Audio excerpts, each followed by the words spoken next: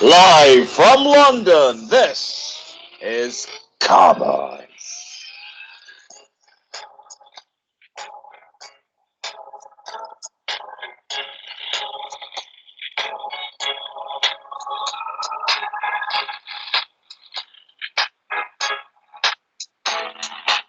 It is indeed. Welcome back. Welcome back. I'm hopefully joined by Mr. Simon Sujiwan. Hello. Yes. Hello, all you the are. way out, all live. We are live from London. You're just in a little different part of it. Uh, Yeah. apart from apparently, cars have sort of weird vinyl wraps on them in sort of what is it, turquoise or a teal? I would say that was teal, shiny metallic teal. Check out the Facebook page. You can see. Is it an A5? I think it is. Yeah, an Audi A5. Audi A5, and we reckon it could be a football player. It has that. It has that. Has that look? I mean, how much is that going to cost to get done? Even in a wrap, it's got to be a I'd, grand, hasn't it? yeah, fair bit. Yeah, I'd have thought so. Yeah, I If think there's if there's a car wrap company out there, yeah, contact us. Let us know. it's. I'll give you the website address, or actually, you can just email us at Car-Boyz at outlook.com. Car-boys with a Z at outlook.com. Email us and tell us how much to wrap an entire car would cost.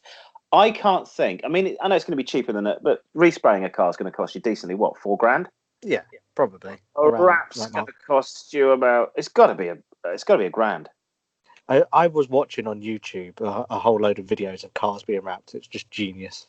It looks like it's really hard work. My brother's had he lives in Australia and he's got L200 Mitsubishi and Yeah.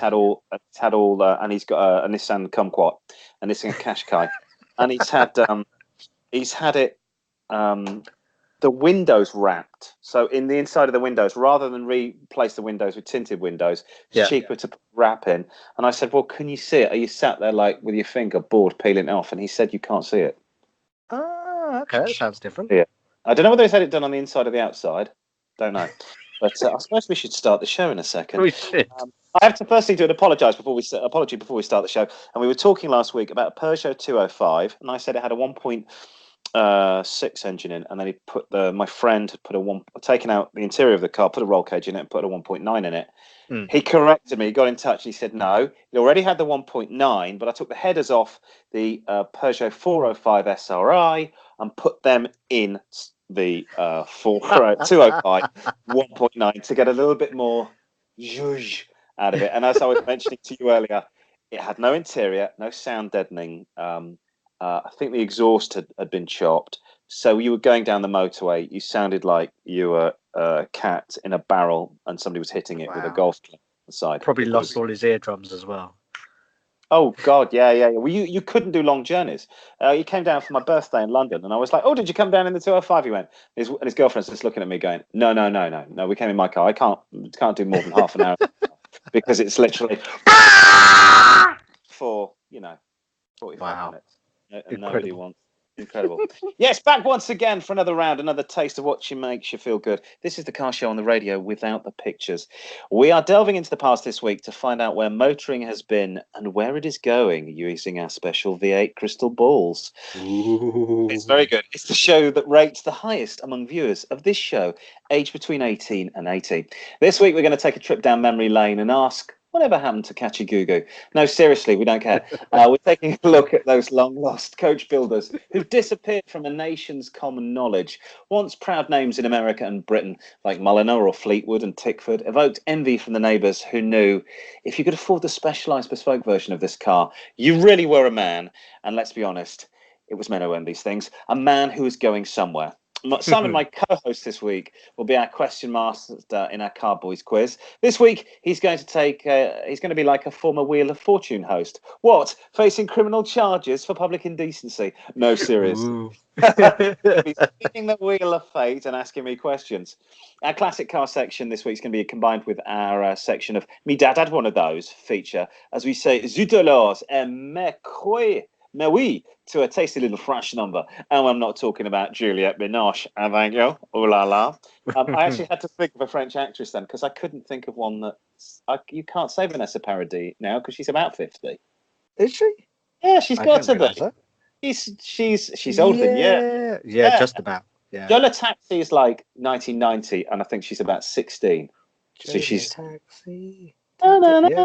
yeah. So I think she's. So I was trying to think of a French actress that would all go oh, and Juliette Didn't Binoche. she go out with like Lenny Kravitz or Johnny Depp or something like that? Everybody's been out with Lenny Kravitz. Yeah, I've been out with. That probably No, aged she her. was married to Johnny Depp. I think Johnny Depp. They've got a daughter that's about 30. Blimey, I'm feeling old. Yeah, it's really bad. We're going to be focusing this week on a French classic that was in production for more than 30 years, and it could rival the 2CV for the greatest French car of all time. Have a think. Ooh. Uh, Renault Megane? No, it can't be. No, no, That's awful. exactly. Va va boom. It is. That's right. It is a show. We're back on the airways, heading across West London like a hurricane. Which wasn't that a song by the Scorpions? We're gonna rock Yes, you, like hurting a like West hurricane. London Yeah. hurricane. With information and all that stuff, we're talking to you into the past of our classic car features. Also, we're taking you, not talking to you. Also, sorry, I couldn't read then. There was something on my screen. Also, I get to put Oh, on a you've got lounge pegglers. suit. Yes, and play Quizmaster like Bob Monkhouse, but more alive and less tanned. And if you've seen me, you know that's saying something. Not much more tan than Bob Monkhouse. But I will be asking my colleague questions in the big Car-Boyz quiz, which, if you were on the Facebook group, you'd see I've put lots of little acronyms on there. So I should be testing Rich's knowledge on that, where he could win. He could win the Oh, possibility to visit Skegness in December no. and get two tickets to Mamma Mia 3. Which, if you haven't seen Mamma Mia, it's kind of like Mamma Mia 1 and 2, and just as rubbish and just as wooden with Pierce Brosnan in it. Anyway, Talk singing like Rex Harrison. do you remember Police Squad? Police Squad Yes. used to have, like they said, and Rex Hamilton as Abraham Lincoln. We'll be teasing out your questions from the rough Heffian sack that is our mailbag. And of course, it wouldn't be Car-Boyz without the news. This week, as a treat to the US president and American Jaffa Donald Trump, the news will contain no fake news, but may contain a huge wall. No fake news. No fake news. I'm Simon Sujuan. Oi, oi, oi. And I'm dirty, mean. I'm mighty unclean. I'm a wanted man. Public enemy number one. Understand. And I'm Richard Green. So lock up your daughter, lock up your wife, lock up your back door and run for your life. The man is back in town, so don't mess me round. Lyrics brought to you this week by AC/DC. TNT. And TNT. And this is Car-Boyz. Car-Boyz. We got the news in a minute, but while that cart loads up like a 1978 Radio 1 broadcast, broadcaster, yeah. We've got the car news, and I know we've got the classic car stroke. My dad on one of these features, but I have a question for you, dear points of view. Why do we British buy more soft tops than anywhere else in the world per capita? And I say this today because it has been glorious sunshine for 4 weeks, and I went for a picnic at my daughter's school today. Yeah, and it stair-rodded down. So why do we buy more soft tops? And even my daughter, she's 6. Can we get one of the Porsche 9 Boxster goes past? Can we get one of those cars without a roof? Can you buy one of those? I think so. Yeah, I'm not a hairdresser. She wants to know why we can't have one of those. We buy twice as many soft top cars as the Italians, 10 times as many as the Spanish. We've got the worst weather in Europe. In fact, I would say we've got one of the worst weathers in the world because it's unpredictable. Yeah. I mean, if I had to live here or northern Norway, I'm choosing here. But you never know what's going to happen in the UK. I've got a small sunroof on my car, and on a daily basis, I ask, why have I got this sunroof? It gets Do you know what makes that worse? What? On my car, I have 2 sunroofs. Oh, you've got the. Oh, so does it turn into like some sort of T-bar? No. What happens is, so if I wanted to just pop up the sunroof, that's fine because both of them pop up. But then if I just wanted like the roof to be open, the front bit Okay. just moves all the way over to the back. Are they side by side, or are they front? So what I mean is, so this is the one for a passenger and one for the driver, or are they one for the drivers at the and the passenger at the front, and one for the passengers on the back seat? So it's with the drivers in the front and the passengers in the back seat. Okay. So could you just open one up so the people in the back could get out? No, no, because of the shape of how it is. But damn, I was thinking they could stand up like Rommel and direct you. Like through the streets of North London. So well, you need it through the streets of North London. Have you seen the news? And direct it like a tank commander. The mini shall go over there. But the thing is, in the sunshine, it's not too bad. But you're absolutely right. I haven't used my sunroof, but one because I've got no hair and it's sort of like it will burn on top of my head anyway. Mm-hmm. But I've got no use really for it at all. Well, we all have. It was great back in the day. Nobody had aircon in the UK. The Americans will find this very hard to believe. Yeah. Nobody had aircon. I reckon 99, 98 was the first time people almost that it went over the top from maybe from half of the population having aircon. You didn't buy cars with aircon in the UK. I have peeled off shirts off the back of velour seat more times than I've had hot dinners. Nobody had aircon in the car. The moment you get aircon, you're like, well, why would I want to open up the window? If I open up the window, I get pollution in the car. I mean, I live in London, so it's just, it's full of crap. So I prefer to circulate the same air that exists in the car and just get the air conditioning to cool it. Why do you want to open up the windows? So I don't really see the point of a sunroof. I can't, or a soft top in the UK. And going having lived in Bangkok for many years. I had one of my friends decided, I think it was a midlife crisis, to buy an AMG Mercedes 2-seater with a fold-down roof. And he took it back to the dealership after 2 months because he suddenly realised, yes, it's nice going along a coastal road in Thailand, but in the centre of Bangkok during a 3-hour rush hour, when you stood on a motorway bridge and the sky is purple and yellow with all the diesel and DERV pollution, you probably don't want a tin top roof. You probably just want a car that has a solid roof. There is something nice though about getting out your car. So if you've had your aircon, if you've done a really long trip and your aircon's been on, and then you get out the car and you just go, "Oh, my car is cooler than actually being outside." Yes, it's much more pleasant. Maybe it's because we grew up with no. And I don't know why people buy soft tops. I mean, you do look like a dick as well when it stops. You look great going down a country road. When you're in traffic, I mean, I can't imagine being in something quite loud, like I'm just thinking like a kick or something. You do get quite a bit of staring from members of the public. I want people to write in if they've got a soft top car. I want reasons why I should buy one. I'm not going to. It's never going to happen. But I want you to get in touch with us either on the Facebook page or email car-boys with a Z at outlook.com. I'd also be interested what it's like to live with in the winter as well. Does it like leak all the time or what? I don't know. My friend had a Z4 BMW and he said it was okay. I mean, I don't think it's the days my auntie had a Spitfire and the bloody thing would literally sag. And it always smelt a bit. It was a vinyl roof. You never told me she was a pilot. Yeah, exactly. Yes, she did. Biggles. No, Triumph Spitfire. Did you see the Triumph? Did you get excited when you saw the Triumph logo on Facebook? And I pulled away for the second picture was actually, I've got a feeling that when Triumph was on its uppers, somebody bought the Triumph brand in the 1980s. I was thinking that was a really iconic logo, and I thought this is slightly different. Oh, it's silver. Oh, it's a filing cabinet. It's a tool cabinet. I've inherited some very cheap like Snap-on toolboxes, and that's one of them, made by the great Snap-on tool company called Triumph. Right, I think it's time for some news. Stand by your beds. It is coming. Talk amongst yourselves.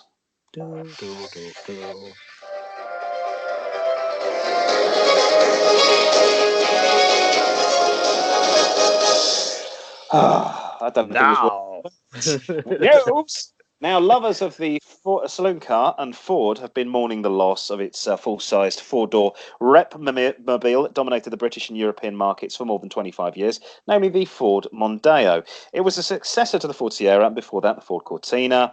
Your dad had one, my dad had one, and was also the platform for a number of other car brands, including Volvo, Mazda, and Land Rover. They all had It the was, yeah. Mondeo platform. I also suspect Aston Martin, but I couldn't find.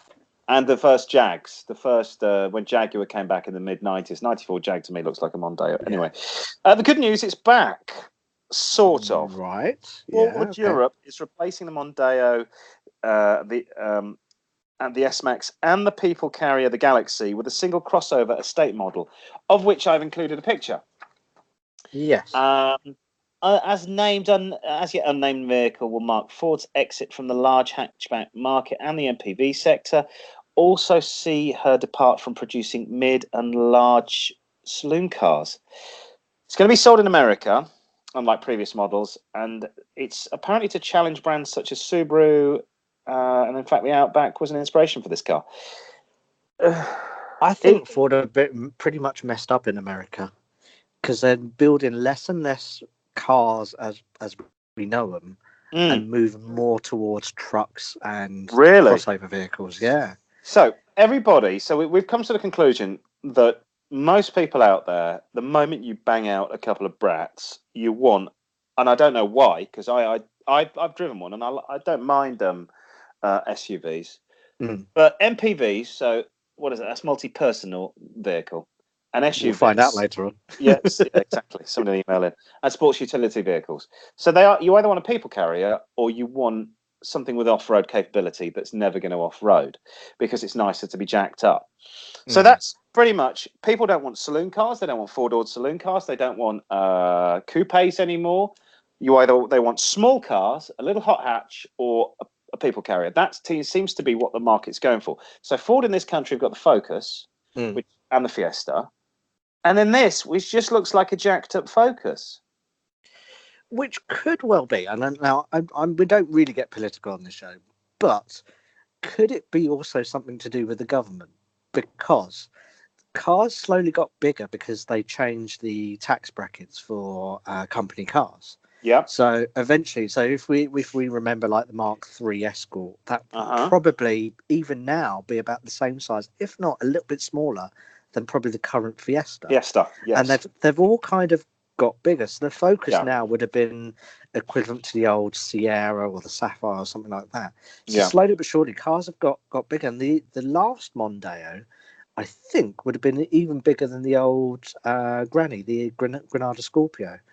Yeah. So I don't know. I don't know whether it's partly because they decided that these car segments were, and every car manufacturer wants to go, our car has got more legroom than whatever their nearest rival. Is that something to do with it? I think you're right.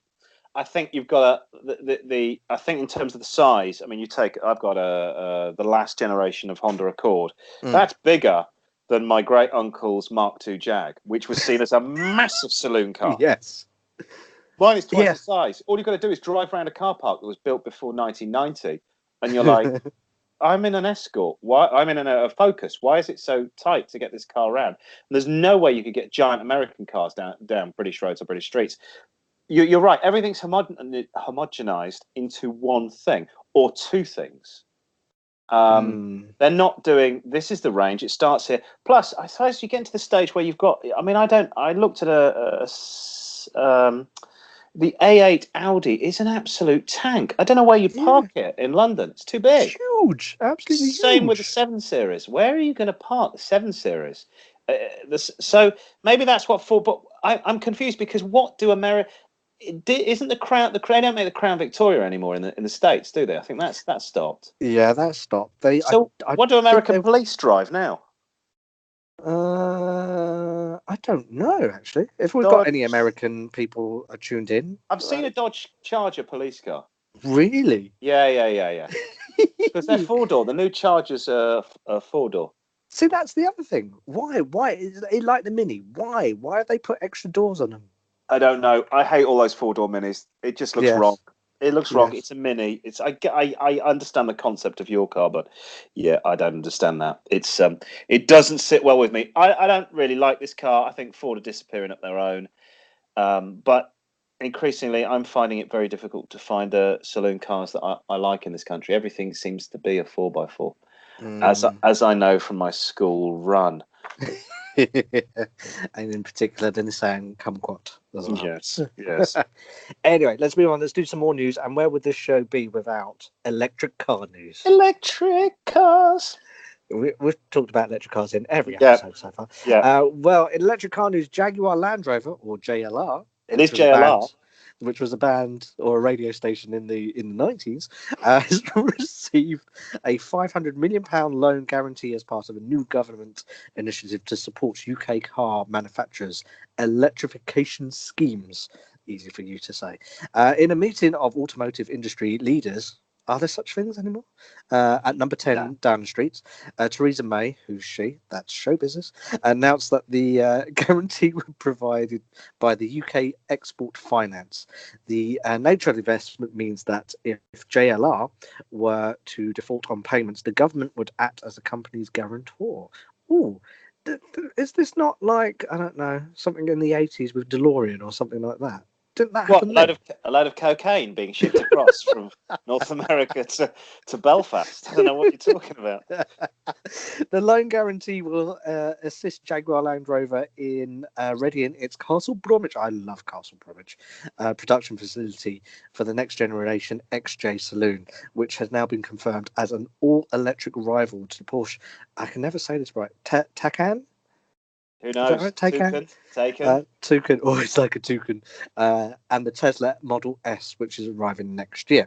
The move is the latest in a series of government-backed schemes to facilitate the rollout of electric vehicles. Recently, though, changes in the UK's company car tax. I nearly said something else there. Company car tax system. Don't talk about the Kent countryside, please. Whatever you do. Eradicated benefits in kind charges for EV drivers, and number 10 has spoken out against the difficulties of accessing and paying for charging points in normal driving situations. So if you remember back to a couple of weeks ago, we were also saying that electric vehicle sales have actually gone down as well because they have taken incentives away. I'm right in saying that. Do you remember that then? It's slightly worrying. Yes, I'm surprised. I didn't even know. I found out the other day. Theresa May is still Prime Minister in the UK. Is she? Yes, she was in Prime Minister's Question Time. I'm like, what are you doing? This is the weirdest situation with it. Sorry, I know it's we're digressing from the whole point of this podcast, but yeah, she was answering. But you're no longer there. I want to know if her and her husband have just got a couple of like sleeping bags in number 10. Everything's been shipped out. A little camping stove. That's what you've really been doing. That's where you're really moving. Yeah, and frying an egg in the morning, and they're doing a lot of takeout, a lot of Mickey D's, get a pizza in. Sit on the floor. They've already. You know, when you give you the last readings for gas and electric, they did that 2 weeks ago. Fuck it, but Boris Johnson can have this bill. No, he'll have an estimate, wouldn't he? Yeah. Yes. Okay, yeah. I was actually in discussion with somebody from JLR. That's why I know it's called JLR. The other week, I've got a relative who works for Jaguar Land Rover, and I think they're doing okay. They were spun a bad one by the reliance on everybody switching over to diesel. Yeah. So getting this, it's a car firm is a bit like an oil tanker trying to do a turn or trying to stop. It takes a long time. So they're trying to switch over to electric. They're doing okay in North America. They're doing still good in the UK. They're struggling in China because China suddenly realised that it doesn't have the cash that it thought it had. Growth's gone down. The Chinese government, probably listening to this, artificially inflate the yuan.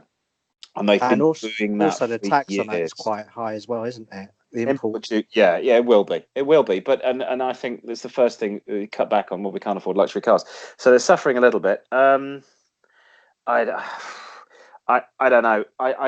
We keep discussing about electric cars. I think it's all smoke and mirrors.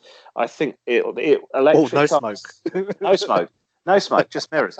I think electric cars are going to come in, but I think we're in this weird period of it's going to be not the way we think it's going to be.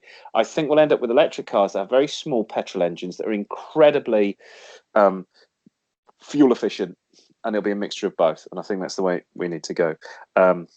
Yes. Moving on from JLR. First for news, and in American car news, Chevy have confirmed The long-awaited C8 generation of iconic sports car, the Corvette Stingray. It's Exciting. adorned various models since '63. I thought it was earlier, but apparently they weren't all called the Corvette Stingray, even though they get named that. The Stingray badge had its first outing in '63's second generation Corvette, which I think is the prettiest. Yeah. Discontinued in '76, revived in 2014 to identify entry-level variants of the C7 Corvette launched in the same year. It was the announcement coincides with the new badges for the car, which I haven't put there, but they look like baby Stingrays. They're really That's cool. really cool. Yeah, really cool badge. And they're also switching away from a front engine layout for the first time in the car's 66-year history, and it's being rumoured they will have a mid-engine V8. There have been sightings of it at the Nürburgring. There's a picture which is probably a concept car version or a CAD version of the final car. What do you think? So it's a bit like front end, looks a bit like the new McLaren. Well, the new McLarens are the same. There's a touch of Lamborghini in there. A touch of Lamborghini, touch of Ford GT in there as well. I don't know. I'm not feeling that. It doesn't say muscle car to me, and then I associate the name Corvette and Stingray with muscle cars. This is the problem, isn't it? Because who is this aimed at? Because if you live in America, obviously, as you know, the creation of corners in roads was banned in the year 1870 in America. You cannot have a road with a corner. So you don't need a car that can handle corners because you don't have any corners. What you do need is a massive engine that can run at high speeds for hundreds and hundreds of miles. That's American. That's American driving outside places like New York, which you do probably would a European car would be better. You just need a big monster rear-wheel drive front engine. I think that I agree with you. I think if I was going to buy a Corvette, that's what I'd be buying into. They had a Mark III in the local garage near me in 1970s brown, but it still looked pretty. If you drove that car, you would still feel like a porn star or possibly a country and western singer. I'm not Kenny sure. Rogers. Kenny Rogers. The less said about Kenny, the better. I like Rogers Roasters. Have you ever seen that? No. He has a chicken. It's an American thing, but it's also in Southeast Asia. He has a chain of chicken shops called Rogers Roasters. Fantastic. Yes. And I think Kenny Rogers did like to do some roasting, spit roasting from him. I've got more news, apparently. More news. Finally, car manufacturers are making cars that are too reliable. Really? Yes. Okay. According to the DOT, the Department of Transport, in the early 2000s, cars average a life of just 6.5 years. Meanwhile, the Society of Motor Manufacturers quietly announced in recent days that the average car on the road in the UK was, how old do you think? I don't know, 4 years old, 3 years old. It was 8 years old, with petrol cars being kept the longest over 9 years. Okay. So in Europe, cars are being kept for even longer than we do here, for 11.1 years. I don't know what the 0.1 of a year is. It's probably like 11 years and a month on average. Yeah. And in the US 3 weeks.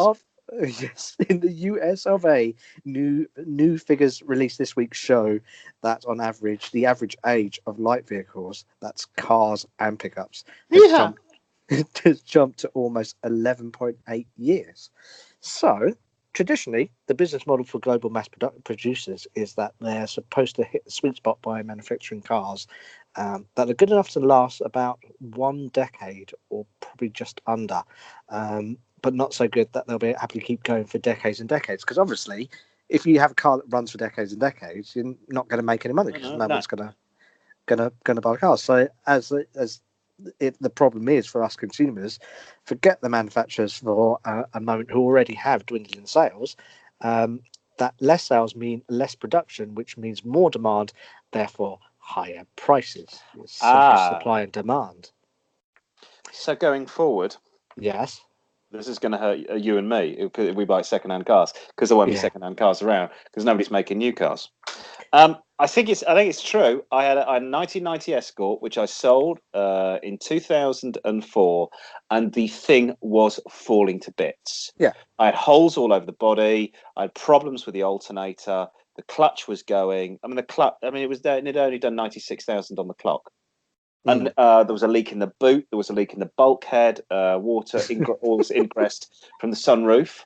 I had to have a wet seat. I used to have to put a towel on the engine of the car, right? Because it wouldn't start on a cold morning if it didn't have a towel on the engine. And I had to put a note saying, take the towel off the engine. And I have to spray WD-40 on the frigging engine to get the damn thing to start.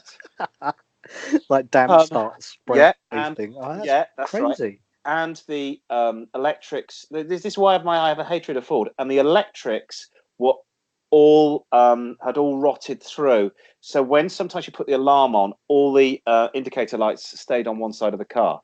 So you'd have to set the alarm something like 20 times to get the lights to switch off. Now, that was a 14-year-old car.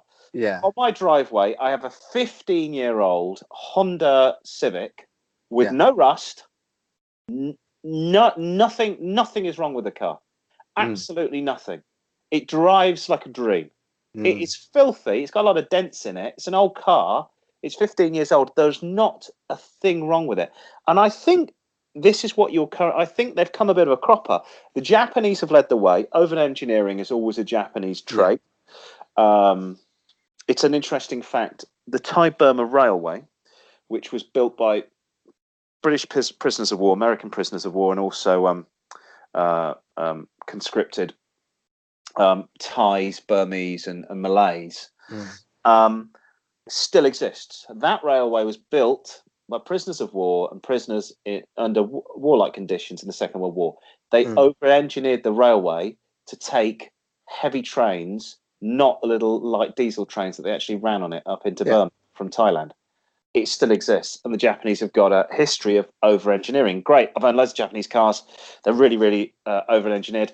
But the problem is, you don't want to buy a new one, and you don't need to buy a new one. I mean, the other day I was looking at there was a 2.4 Toyota Camry, 51 plate, so that's an 18-year-old car, 50,000 miles on the clock. Not a dent on the thing, so it probably is coming out. It probably doesn't need a new cam belt because it's probably got a chain belt. Yeah. So it's 50,000, £1,500, one owner. And the thing is, that's kind of like a false economy, because if they're reliable and you're buying it secondhand, it therefore means that there's no real depreciation on it either, is there? No. So you're not actually going to lose any money. That car, you'll have that car 5 years. You'll still sell that car. You put it up to 100,000, maybe it'll go down to £1,200. Yeah. So the only thing that put me off, it had a lot of ruched leather in it inside. It's a 2001 car. Yes. I think the way for car manufacturers is the gadgets. And I had a Honda Jazz the other day as a replacement vehicle, a replacement garage car, and all of the controls are on a sort of iPad in the center. It's all touch screen. And that's the way you're going to keep people. You're doing constant updates. You have to come in and get this updated. You can't have this updated. If something breaks on that iPad, you've got to have the whole thing out. It's not like, well, a button's come off. Oh well, I'll just I'll jerry rig it with a pair of pliers to turn up the aircon or something like that. Go on. Oh, I was going to say, maybe they'll do like what phone companies do, and then after a certain period of time, just won't do updates for it. And then that way you have to then either leave it or just... Exactly. Yeah. I think that's the way they're going to get us all in the end. I've got my mechanic drives a 1998 Honda Accord and he will not sell it. He's like, I don't want a modern car. Nothing goes wrong with this. He's had to go on computer courses to be able to do my car and my wife's car, which is 16 years old. But I think that's the way they're going to do it. Sorry, I just thought about a fix my dad once tried to do on his... He has got a Honda... Civic Coupe, which is a Californian-made car, and the boot catch went, and he said, "Oh, the boot catch is gone." So I can do it, but I have to use a pair of pliers to pull the wire and open the boot. And I said, "Right, okay, how much is a new boot catch?" And so Honda wants something like £100. And I said, "It was something like, because you have to buy the whole wire. Just buy the catch that goes inside the cab." So he jerry rigged it. So he had a brass seriously, or a brass handle from a kitchen unit that he drilled a hole through, and then he araldited it together and put it Wow. on. So this is a black interior of this Honda car, and where the boot catch was a brass kitchen handle that you pulled to open the boot. Oh. I found a replacement parts supplier in Michigan that supplied a Honda boot catch, I think for something like £20 delivered. So And let me get this straight. So you get one from America yeah, with postage and everything like that yeah, delivered yeah, for and far it's cheaper. oh yeah, because Honda want to sell me the whole guts, whereas this guy in America obviously knows that on a Honda the boot catches break quite easily. Yeah. So he's effectively selling me a bit of plastic that clamps on to the old piece of the old wire, and you crimp it off. And for £20, I get this piece of plastic. Yeah, Mm. yeah, but they of course Honda want to milk you for as much as possible, or you can go around a breaker's yard and undo, and for maybe a couple of quid. But I thought, well, I'll get Yeah. a brand new one. It's going to come from America, and I made him take off the brass catch, which, quite frankly, seeing as the guy used to be an engineer, was embarrassing. Yeah. He's reached that point in life, as guys have said, he just doesn't care anymore now. He's a pensioner. That'll do. That'll be fine. Exactly. The aircon's gone in his car, and I keep saying, well, how much is the aircon? It's going to cost about £400 on a car that's worth about £800. There's no point putting the aircon in. So what do you do? I just have the windows wound down. It's fine. Don't worry about it. I've That's got how we a used to do it. Yeah. in the old days, yeah, in the old days. Right, now I've combined a feature this week with a Car-Boyz classic car with my dad used to have one of those. And this week we're going down a trip down memory lane with a classic car that can be used as an everyday driver. It's the Car-Boyz classic, and my dad used to have one of those. Now, if your father was a teacher or a university lecturer, a council planner, or even an architect, we reckon that at some point he's flirted with buying this car. Mind you, if he's French, he almost certainly owned one of these, whatever his profession. Manufactured from 1961 through to 1993, it was the fifth best-selling car of all time, with more than 8 million units being shifted, and it was by far France's most successful car. Any ideas? I'm thinking it's probably a Renault. It is, of course. It's the Renault 4, a quirky car that lacked creature comforts like windows that wound down and padding in the seats. Despite this plucky little workhorse became a much loved addition to families in the 60s, 70s, and even the 80s. Yes, it had soft springs and could only ever manage 0 to 60 in a mind-numbingly slow 18 Wow. 1 seconds out of a 1.1 Renault petrol engine, but had amazing fuel economy, returning more than 40 mpg. And this was back in the days of cheap petrol and good miles per gallon. You were regarded as miserly rather than eco-friendly. This car was like that lovable old family Labrador that you'll never let go of, but someday will have to go and live on a special farm with the other dogs to play with, shortly after visiting the vets for a special injection. No, these are fantastic cars with good pedigree, another dog reference, and despite the panel gaps, the strange windows that slide, and the drafts to the interior, the Renault 4 is a car that you'll come to love, and as I argue, can be a daily driver or a Car-Boyz classic. It's got personality. It looks pretty cool, and it now looks strangely modern.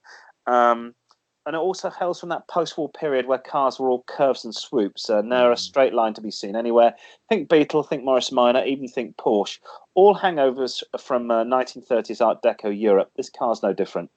All right, it does look like a bread van, but that's only because many of them were used to very baguettes around the French Campagne.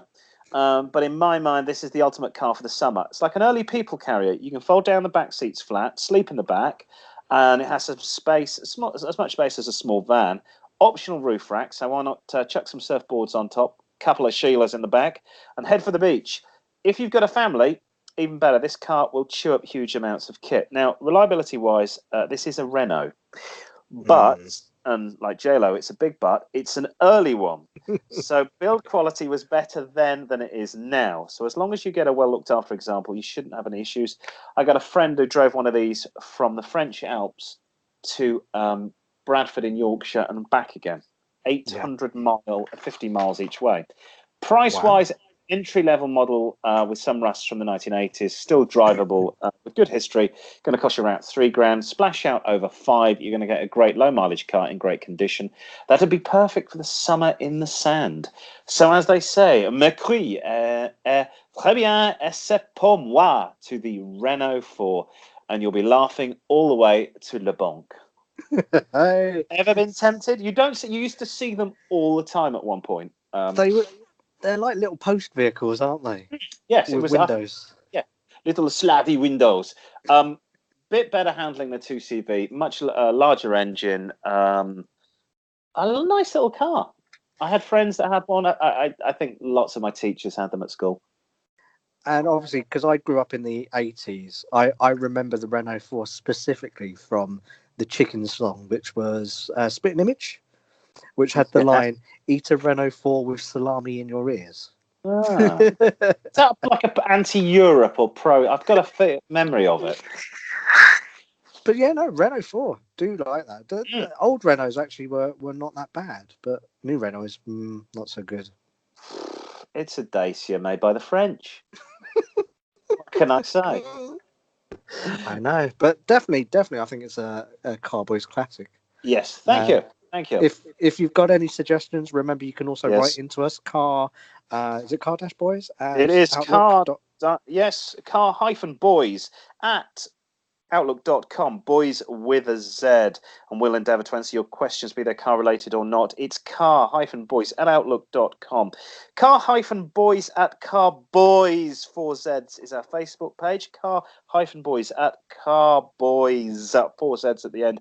Facebook, Twitter, car-boys with a Z, at car_boys with a Z. That's our Twitter page. And we shall, of course, be delving into that said mailbag later on. Do that later. But now we move effortlessly into our little feature, which this week we're calling Whatever Happened To. And this week it's going to be about custom coach builders. So there are names like Mulliner Parker Ward, Tickford, Jensen, Salmon Sons, Van der Pla, Carlton, Swallow, Cunard, Le Baron, he was an actor, wasn't he? No, it's Keith Barron I'm thinking of. What do you think they all mean to you? They may mean nothing, but to motor enthusiasts of the 20th century, these are placed in high esteem. They denote very special cars that are from the pack of cars that you would say you've made it. They are the top models that you can possibly get. They are the cars that stand out from the crowd. And yes, no one else in the street or maybe in this town will have the same model car as you. Definitely. The Americans, our lovely cousins in America, called it the custom body, but to the British, it was coach built. Oh, yes. Even just saying that, it's just very sexy. And this was where the origins of many of these companies lay, in manufacturing bodies for the chassis that were drawn by horses way back in the 18th century. But as the industry and the people moved away from the equine transport and onto automotive vehicles, so did these famous body manufacturers. At the start of the 20th century, before Uncle Henry invented mass production, which, if you didn't know, he thought of by watching some chickens being readied for food. That's how he got the idea. Yeah, no, he watched a whole load of chickens. Oh, so the car manufacturing process was him watching basically battery farming chickens. Yes, that's how we got the idea from. But he, at that time, the seriously wealthy were the only folk who could actually afford cars. Now, if you're seriously wealthy, and you want all your friends to know that you're seriously wealthy, you would buy a car to get a custom body on it, put onto it by specialist coach builders, so you could show your neighbours that you really were swimming in cash and considerably richer than Yow. No, it's Yow. You've got to do it in a Birmingham accent. Yow, all right. I am considerably richer than Yow. Again, in the early days, most manufacturers, Morris, Rolls-Royce, Lancaster, Packard... Lanchester. Oh, yes, Lanchester, like Buckingham. Yeah. Cadillac all made rolling chassis with bodywork included, but would also provide just rolling chassis on its own that could be matched with a coach builder who can then put a custom body of your choice on it. And in America, it was often Fleetwood or Le Baron. In Britain, it would be Tickford, Van den Pla, or Mulliner, or H.R. Mulliner of Mulliner Park Award. There's a theme here. All of these were variations of the same company, basically. Yes. So effectively, you might have a standard caddy, but with some sort of outrageous or merely exotic Fleetwood body on there. So all was good. Poor people drove the standard car models, and the rich drove the coach-built custom models. There you go, a bit of a hierarchy there, which was fine until after the Second World War and the invention of the monocoque or unibody. Citroën, the lovely French builders, were the one of the first. There's a lot of French in today's show, isn't there? I know. I don't know why. But they were one of the first to experiment with a car that had a chassis or frame that was combined with the bodywork from the start. Their 1934 Traction Avant was faster than previous models and much, much lighter. By 1971, all new cars were made like this, the last being the Triumph Herald. Yeah, so the last body, so that's right. So the last frame, separate frame from the body, chassis on frame was, I think that's quite late, was the Triumph Herald. Yeah. So it was goodbye to all those coach builders or custom body manufacturers, and their separate bodies were no longer needed. They either went bankrupt or they were bought out by car manufacturers themselves. They could then still offer buyers a superior version of the standard cars, in this case like AMG Mercedes. It's not just the Mercedes, and the Tickford Ford Capri or Cadillac Fleetwood. You saw a Tickford Capri recently? Yes, I did. White one. With the lovely body kit on there. You could stand out from the crowd, but at a far lower cost to the manufacturers. Sometimes the badges of honour just meant a few more extras on the interior and some flashier alloy wheels. I seem to remember recently Tickford did the conversion to the Ford Puma. But what they had done is they glued the bodywork onto the flared wheel arches onto the standard one. So, yeah, I think there was a skill that was slowly disappearing of coach builders. And most of them are pretty much gone. Van den Pla went in 2009. Tickford was absorbed into a racing brand. And if I'm not mistaken, Tickford also made some tube trains.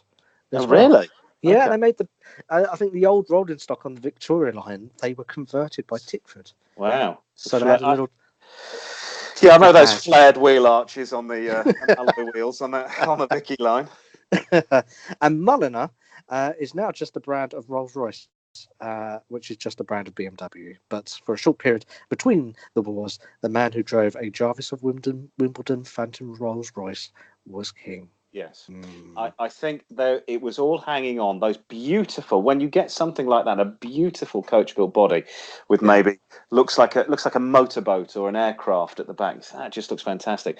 And that badge goes all the way down to say the Austin Allegro Van den Pla. Yeah, with the Rolls-Royce style grille. Rolls-Royce style grille, some carpets and some better carpets and a bit of wood on the inside. Yeah, half a tree on the back of the seat. And just badges. It just gets to the badges, doesn't it? The gear. Remember the gear brand on the. It's just a badge. You got a better stereo and some leather. The Ford Gear vehicles, and it was just a little badge. Didn't really mean. And TWR, I remember on a lot of Jaguars at one point back in the maybe 80s. Jaguars had the great Tom Walkinshaw, who sadly I think died recently. Oh really? Yeah, but he was an ex-rugby player, and if ever you saw him, he was absolutely massive. But yeah, no, TWR don't put their name to a lot of the giants. It's really funny. Those just it's sad to see all those names gone, but things move on, and it's all about the money. We're going to take a look at some. I'm looking at the time. We're going to take a look at some correspondence. This week's overflowing sack is bulging once again. It's time for the Car-Boyz correspondence corner, and the post bag. First off. We're going to do the competition as well at some point. We'll do the competition after this. Yeah. Hello to everybody listening in America. Hello. Unlike your president, you're all welcome to the shores of Car-Boyz, and you're not going to be sent home. Promise you won't be sent home. If you are, it will be good information you sent home with. Yay. Kurt566 writes to us. Love the show. Can you help me? I want to buy a classic Mini from the 60s, but there seems to be lots of different types. Something called a Wolseley Hornet and the Riley Elf, as well as a standard Morris Mini. Which one should I go for? Okay, it's mostly the same car. Yeah. This is what you got to understand. By the 1960s, all these different brands, Wolseley, Riley, Morris, have been homogenized under the group British Motor Company, taken over Riley, taken over Wolseley, taken over Morris. But people were still committed to their own brands. So they kept the names and continued to make the same car with 3 different badges. So the Elf, the Riley Elf, is a Mini, but has a funky Rolls-Royce style grille. The Wolseley, I think, has a badge that lights up on the front saying Wolseley and some funky fins. It's all the same car underneath. I'd be surprised if you could buy anything else other than the standard BMC Mini in the USA. Yeah, because I think I go on. No, I would go for the Mini. The Mini is the real iconic one, isn't it? That's the one you really want. So I think so. I think it's going to be easier as well to live with, because if you're trying to replace, I can't imagine the hell you would go through if you're trying to replace a rear wing on a Riley Elf. You're going to be online for a long time. So yeah, you're right. I think just get the standard 1960s Mini. I think, and really, you know, even if you want to spend a little less money, go into the 80s with the BL sync plug logo on. They still made some good 1.4 all the way up to the 90s. If you want with Austin Rover and Rover, if you want a Mini, it's all pretty much the same car. Obviously, the newer ones have got less classic looks about them. They actually have things like stereos and door handles. But yeah, I don't think it matters. But I think you're right. Yeah, let's stick with the actual Morris Mini. And also, quite fitting this week, it was the anniversary of the birth of John Cooper this week. Oh, was it? Okay. So yeah, quite a fitting letter for you, Kurt. 566. Yes. Let's have a delve in the post bag. Ian writes from Newcastle. Why, man? He's looking away the lads. I didn't know there's many. Is there a big Indian diaspora in Newcastle? He's looking for something that can be converted into a camper from an SUV or an SUV that is good for sleeping. It only needs to hold him and his girlfriend, and he'd like to use it to commute as well. And use it for weekends away. It must be reliable. So he hasn't given us much of a list, then, has he? Yeah. I would go for, which I have ridden around in these things all over Southeast Asia, and they are super reliable. I'd go for a High Ace. I'd go for a High Ace, and I'd go for the probably go for the one that isn't the van, the one that's the more like the bus. The people carrier. Get blacked out windows at the back, at the sides and the back, and just sort of fold down seats. Because I think you got the reliability issue. I've got a friend that has a camper van. I would say stay the heck away from 1980s air cooled VW campers, and it's always having conversations about how it's broken all the time. I'm like, if you want a daily driver, you just got to get something super reliable. That would be my opinion. In Europe, what have we got? We've got cars like the Renault Espace, which were MPVs, but they couldn't. I don't think they weren't really sport utility vehicles, but I'm sure they probably had a hot version. But I think a couple of weeks ago we were talking about the one that Vauxhall make, which was the Zafira, not the ones that used to catch fire, the slightly later versions. Okay. So because they did the VXR versions of that, which I think probably could do. I'm being joined by my children. If you are listening at home, hello kids.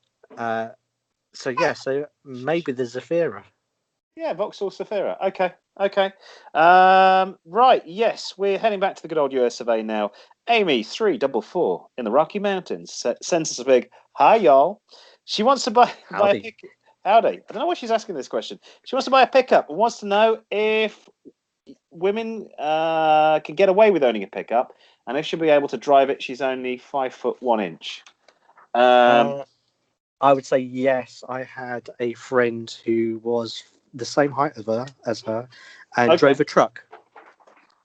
So yes, you could probably get away with that. She drove a little articulated truck. So. Oh really? Okay. Yes. They're big old things in the States, but I've been inside a Raptor I think yeah, it's the Raptor. F-150. Yeah. And there's not a problem. You don't feel it's.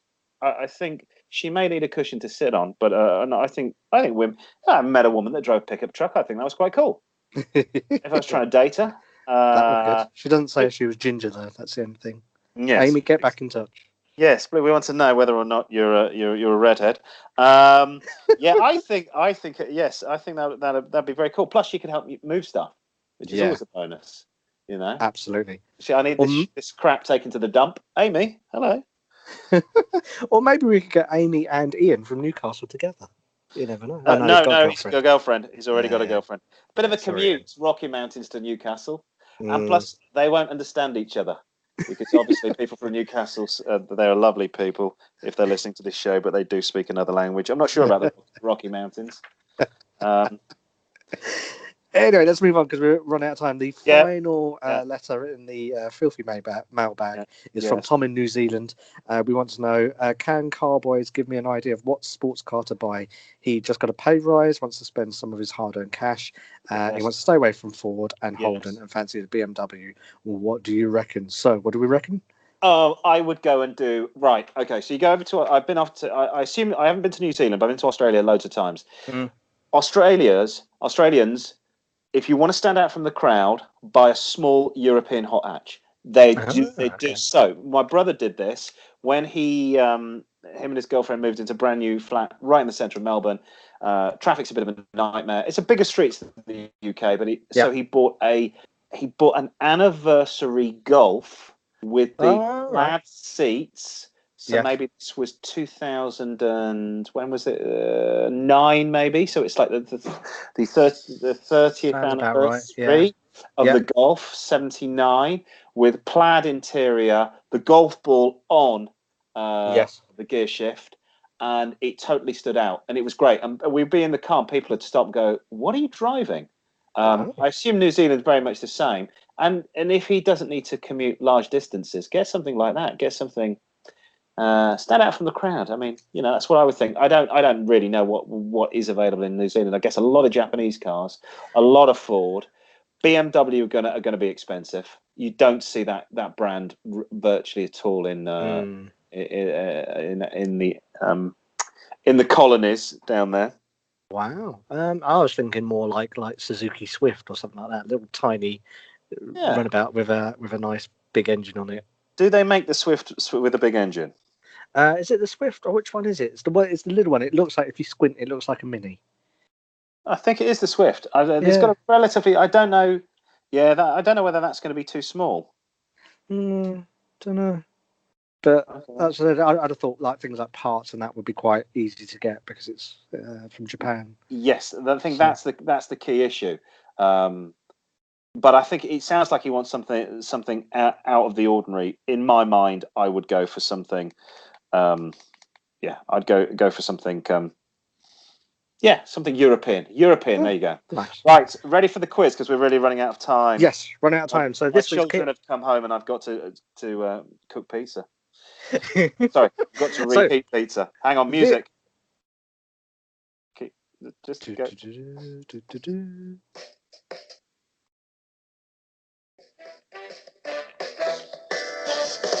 It's the quiz. Thank you very much. Welcome to the show. Handing over to our quiz master. Yes, Papa Doodle Doo. It's this week's quiz. We often talk about abbreviations on cars. We've been talking about MPVs today and SUVs. The GTI, for example, of course, means the Grand Touring Injection, and things like PAS on your car, which is power assisted steering. You knew that? Okay. Yes? Yeah. So this week I will be testing you, Rich, because I thought last week's was quite good because we did films last week, which was easy in places, hard in other places. So this week we'll be testing you on these terms. The list is compiled from badges and technical thingies. We don't need your filthy, stinking badges. Sorry, go on. I was having a Brooks moment then. I think it's going to be quite hard this week, but hopefully it'll be informative and educational. So is this what you do for a living? You teach people how to speak English? Yes, I just make up the words as I go along. Informative and educational. Educational, yes. Will it be didactic as well? No, that was a dinosaur. That was Okay. the one with the wings. That was Oh a yeah, pterodactyl. I love a didactic. Go on. Yes. So number one, we have EFI. What does EFI? Start easy. Electric fuel injection. Ping! Absolutely right. It does indeed stand for electric fuel injection, electronic fuel injection. Number two, WRX. So you may have seen a Subaru Impreza with the letters WRX afterwards. What does it mean? We're oh no. WRX. I've obsessed over WRX as well, and I don't know what it's an acronym for. WRX. Wheelie, it's Japanese. Wheelie round xylophone. A wheeled round crossover. Oh no! It actually stands for World Rallycross. Oh, I should have known that. Of course, the Impreza was used as their rally Yes, of car. course So, it was. number three, VTEC. Now, this is a tricky one. Variable valve timing. That's the first part of it. What does tech stand for? So you've got the Variable T. valve timing, transmission, electronic control. Oh, very neat. I'm going to give you that. It's variable valve timing and lift electronic control. So, thank you. VTEC for short. Cool. So, bing. Absolutely right. Number four, we've got SS. So you may have had a Chevrolet SS. Oh, What does it mean, other than my initials? Hang on. Sports saloon. Oh, nearly sport is one of the words. Sports saloon. Sports. No, No, it go was on. Super Sport. Oh, That's what the SS Super Sport. stood Okay, for. okay. Now I know. Okay, if we move back to the 80s, there was a car called the MR2, which was loved by hairdressers alike. Yes. What did MR2 stand for? Motor Rally 2. Think a bit literal. What is it? Say what the MR2 was. Where was the engine? Mid Yeah. engines. Very good. Japanese sports car. And if you had two of them, you are doing even better in your life. Harigato. Moshi. It actually stood for midship. I don't know why they called it midship. Midship? Midship runabout two-seater. My uncle had one. Really? Did he make it look like a Ferrari? No, but he had a big beard driving it. It was very incongruous. He was a big 70s. Like he is a big guy from the 70s, a massive beard in an MR2. And he just. Wow. Weird. Okay. So, on that one. Let's go for a slightly easier one. We've got Nismo. Nismo. You may have seen them on the Japanese Datsuns. What does Nismo mean? Non-indicating side movement obstacle. No, go on. I don't know what. It's funny when I was doing the research for this, there was a website dedicated to stuff like that. Really? So we always say about the Ford one. Nismo stands for Nissan Motorsports International. I'm not sure where the I comes in, but that's what injected. Fuel injected. Dodge have a vehicle that's got SRT in the name. What do you think SRT stands for? SRT, I should know this. Sports recreational truck. No, I have to take your first answer. I'm sorry. Street racing technology. Okay, I should have known that as well. I'm annoyed. Okay. Oh. All right. Back to cars, badges on cars. Ford Focus has one, Fiesta has one. They're the ST. What does the ST stand for? Sports Tourer? Oh, nearly. Sports Technologies. Okay, fair enough. Okay, let's go slightly. So I told you it was information at it. Yeah. That word. We've got, you may have seen these on a Mini. This is an easy one, JCW, the Mini JCW. John Cooper Works. Yes, thank you. Is the right answer. So let's go for a bit more technology. We have a couple more here. SAE, you may have seen them on the oil that you put in the car. What does SAE stand for? So SAE 5W20. SIE? Yes. So you'll have oil, which is SAE 5W20 or 5W30. SIE. A. A. Alpha. ASAE. Go to your garage, look at your oil. Self-addressed envelope. Envelope. Self-adhesive engine. No idea. Oh, Go on. it was the Society of Automotive Engineers. Ugh. Some blokes with a beard that look Ugh. like the guys from Tefal adverts. They look like my uncle in his It MR2. is in my bar too. Boring people. See my mid-engine Yes. car. We'll do two more. Go Your car may be fitted with a DSG box on your car. What is the DSGs? Direct Yes. steering. Direct No. shock. No, Think go of the on. middle of your car. The What's middle in of my the middle car. Yes, what's in the middle of your car in the car cabin? What is it? It's Seats. the thing that's got the pole on it. What is it? It's Direct steering. Direct steering. Oh, I'm sorry. Gearbox. No, go on. It was direct shift gearbox. Direct shift gearbox. Oh, yeah. DSG, because obviously that's what the flappy paddles and all of that sort of stuff is. And I've got those on my car, and I never use them. Yes. There you go. So every time you look at you, you'll think direct shift gearbox. Yeah. So we'll go for a completely hard one for the last Go one on. because you've failed Miss Bree. That's terrible this week. Yes. The weekend in Scarborough is no longer on the cards. Damn. It is. Is my bendy bully safe? Don't worry. Your bendy bully's safe. We haven't got a bendy bully, but it is. You just go with your bus fare home. So the last one I'm going to give you is the Mercedes SLK. What is? This is your chance to practice a little bit of German. SLK. Schlager Leinen links Königsberg. The Schlager links Königsberg. She's the political reporter on the BBC, isn't she? Yes. That lady. Yes. Sarah links Königsberg. Go on. No, it stands for Sportlich, Leicht und Kurz, which in English stands for sporty, light, and short. Great. And there you rusty. go. I'm disgusted at I'm going to go away and just learn acronyms all weekend. Thank you for that quiz. Right. Better wind it up. Couple of things. I'm thinking about buying. The classic car idea has gone out of the window now. Okay. I'm thinking of buying a beta car. A piece of crud with high mileage that I don't care about. I can get scratched. I can use it for getting up and down the motorway and about town. Save the nice one for the weekend. What do you think? I'm thinking a Camry. Just destroy it. Just destroy it. Yes, just run it to the ground. Oh completely. No, I've hit something. Oh no, I've scraped it. I've curbed the wheels. The thing is, from earlier on in the show, it goes they will go on forever, so that's all good. Yes, it could be okay. Now is the season of motorhomes and caravanning. I am going on holiday tomorrow, not in a motorhome or caravan. I spent too much of my youth in a motorhome or caravan. Have you ever been tempted to do a motorhome or a caravan? Possibly across America. Yes, motorhome. Okay. Oh yeah, that would be the RV. Definitely, yes. That would be go and stay in Slab City and get murdered.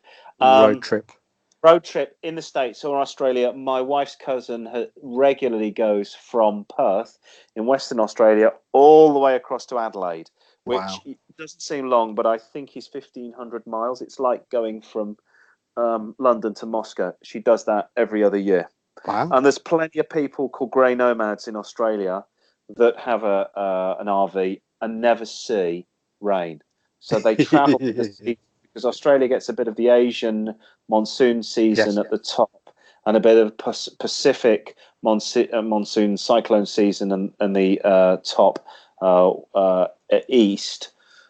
And you can just travel around just seeing sun all the time. So, yeah, but not here. No, definitely. Wet all the time. Okay, and very finally, what is the best driving music? I think we might do a feature on this. I like that.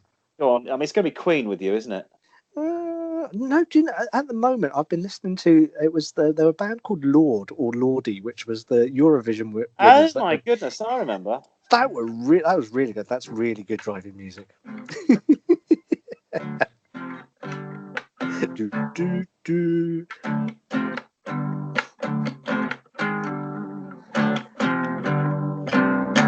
Got to be Deep Purple for me. Not that nice. Particular track. It would be